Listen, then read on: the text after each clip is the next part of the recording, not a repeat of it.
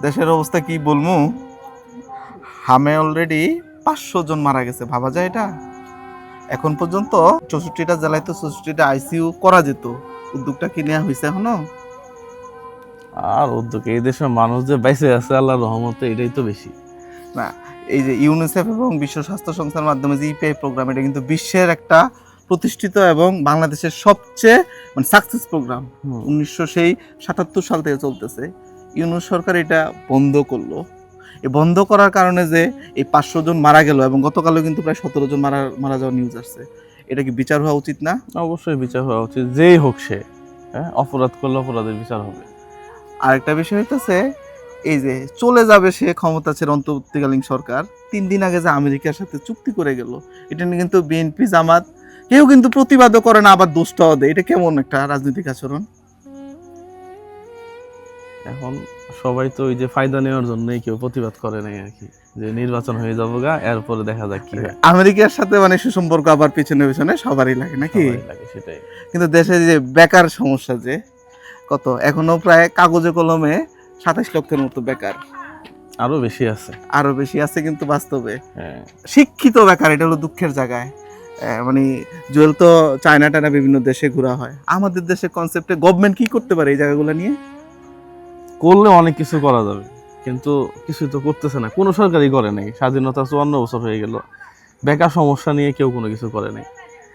আমি গত একটা ভিডিওতে বলছিলাম যে শুধুমাত্র অটো রিক্সাওয়ালারা যদি নামে, তাহলে যে কোনো সরকার পতন হতে বাধ্য। কারণ অটো রিক্সা এটা তো আর কর্মসংস্থান না। না। হ্যাঁ, আমরা আসলেই কোন জায়গাতে আছি বা কি করলে যে বেকারত্ব কমবে, এটা নিয়ে কেউ ভাবে না আসলে। এই যে একটা ইস্যু, কয়দিন পর একটা যায়, একটা ইস্যু আসে, এই যে রামিসা মারা গেল মেয়েটা, এটা নিয়ে পুরা দেশ আলোচনা। মানে এক হলো রাজনৈতিক আলোচনা হবে চায়ের দোকানে, না হলে একটার পর একটা ইস্যু হবে। মানে এটা বাংলাদেশ বাদে কি আর বিশ্বের কোনো দেশে কি এটা হয় এরকম এত রাজনৈতিক আলোচনা? চায়নাতে মানুষ হইতেছে 140 কোটি। আচ্ছা আচ্ছা। ওদের দেশে এরকম ধর্ষণ হয়েছে, হ্যাঁ। বিচার হয় নাই, অথবা এই ধরনের মর্মান্তিক ঘটনা এগুলা টোটালি নেই, একদমই নেই। কেন নাই? আচ্ছা, নতুন বছর এই 26-27 সালের বাজেট হবে, আগামী মাসে পাস হবে।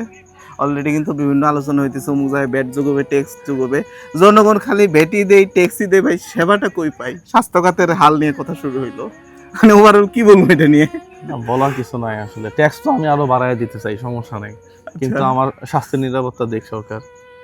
বিদেশে তো ভাই মানুষের আয় জমা রাখতে হয় না, ওখানে তো আজীবন ফ্রি চিকিৎসা, ফ্রি চিকিৎসা। সরকার দায়িত্ব নেয়। আমার দেশে হাসপাতাল থাকানো যায়? যেই হাসপাতাল, এগুলাতে তো গরুর ট্রিটমেন্টও হয় না অন্যান্য দেশে। বা আমি খুব ভাল লাগে যে ভিডিওগুলো যখন দেখি ব্রেন মেসেজ বা জুয়েল ভাই পেজ থেকে, যে অন্তত গ্রামে দরিদ্র মানুষ সেবা যে পাচ্ছে, আমি খুব ইন্সপায়ার হই এবং খুবই ধন্যবাদ আমার পক্ষ থেকে জুয়েল ভাই। Thank you so much. চেষ্টা করতেছি আর কি। সবাই মিলে আসলে দেশটা পরিবর্তন করতে পারি, একা কখনোই সম্ভব না। দর্শক ভিডিওটা শেয়ার করে দিবেন, জুয়েল ভাই একটু বলে দেন। হ্যাঁ, ভিডিও শেয়ার করবেন প্রিয় বন্ধুরা, একটু লাইক ফলো করে দিবেন ইনশাল্লাহ। Thank you.